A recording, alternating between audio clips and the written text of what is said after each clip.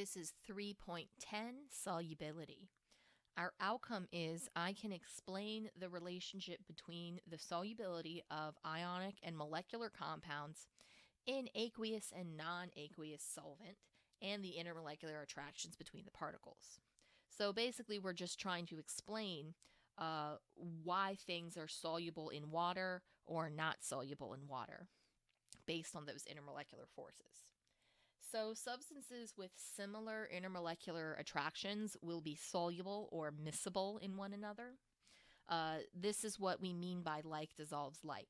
So, ionic compounds and polar molecular compounds are going to dissolve in polar solvents because we're able to have interactions between these charges. There's this Coulombic attraction that's going on. So cations and anions interact with the solvent, and so do polar molecules interact with the solvent.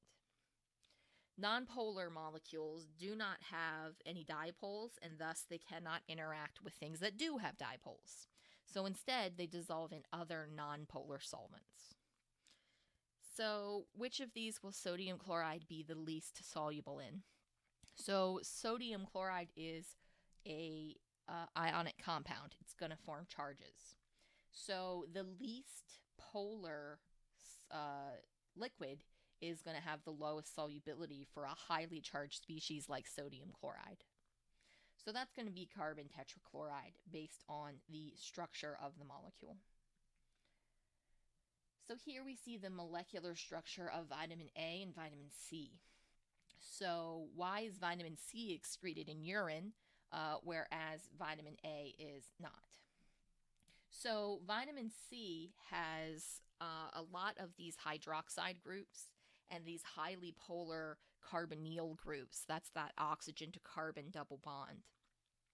So when your body cleans your blood using water and your kidneys, the vitamin C is dissolved in the water and flushed down the toilet. This is why you have to eat fruits and veggies every day. Vitamin A is called a fat-soluble molecule because it's very nonpolar and it's stored in your nonpolar fat. So sometimes whenever people lose a lot of weight, they'll have like a spike in the amount of vitamin A present in their blood because all of those compounds are dissolved in those fats. So which solvent, and we have water or hexane, would we choose to dissolve the following? So again, we're looking for things with charges will dissolve in water because water has partial charges. It's a polar molecule. And things that do not have charges are going to dissolve in our nonpolar solvent, which is hexane. So copper nitrate, and here we have methanol. Those are going to be water soluble. So copper nitrate is an ionic compound. Methanol is a polar compound. Next, we have this really long chain alcohol. So we have CH3, 16 CH2s, and then another CH2 and a hydroxide. So this is a pretty nonpolar molecule. It would probably dissolve better in hexane. This is sort of similar to, almost similar in structure to like a fatty acid. CS2, that's going to be a nonpolar molecule. So hexane is going to work there, kind of like CO2. HCl is polar, it will dissolve in water. And C6H6 is almost hexane. It's hexene, but it's also nonpolar, so it will dissolve in hexane. Between the two, which is going to be more soluble? So these are going to be the one that is more polar. These are all molecules, so we don't have to worry about the presence of ions. But which of the pairs would be more soluble in water? So between NH3 and PH3, NH3 is going to be more polar and therefore more soluble. If you think about the periodic table, phosphorus is right underneath nitrogen. So it's a little bit less electronegative. So we're going to get a little bit less of a dipole being formed here. So NH3 gives me a more polar molecule because it has a larger electronegativity difference. Of these two, we have CH3CN, so methyl cyanide.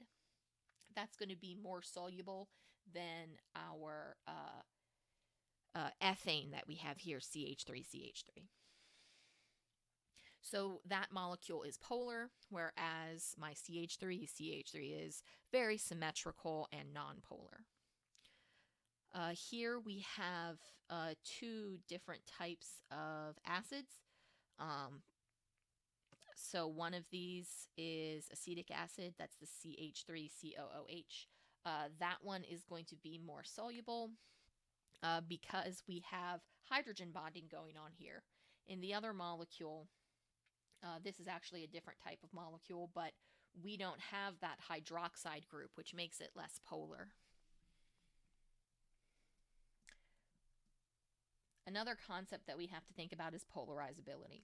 So this is a measure of how easy it is to distort the electron cloud around a molecule or an ion. So if the electron cloud is easily distorted, we would say it is polarizable. This is influenced by the number of electrons / size of the electron cloud. Larger clouds can achieve a greater distance between their poles, so we get more separation of charge there. The distance between the electrons and nucleus. So if that attraction between electron and nucleus is weak, it's going to be very difficult to kind of distort those electrons away from those nuclei. And the shape of the molecule. So elongated molecules can get a greater separation of charge, making them more polarizable than small compact molecules. So as polarizability increases, so does the strength of the dispersion forces in that substance. So this is why the boiling point of molecules tends to increase as molar mass increases, because there's more atoms involved, there's more electrons involved, so we have a more polarizable electron cloud. So these molecules both only show dispersion forces. Which one will have the higher boiling point? So nonane, it's more polarizable because it's got this long shape and a big electron cloud. So we have very strong dispersion forces in nonane that are stronger than the dispersion forces in pentane.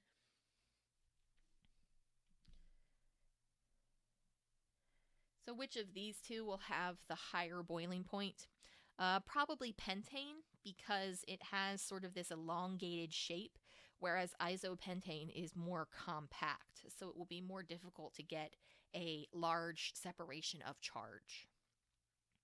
So when predicting the relative boiling points of substances, what should we consider? So first we gotta consider the strength and type of intermolecular forces. So do we have hydrogen bonding? Do we have dipole-dipole, or do we just have dispersion forces? We also need to think about polarizability, so how the size of the molecule and the shape of the molecule affects its ability to form interactions between the solute and the solvent.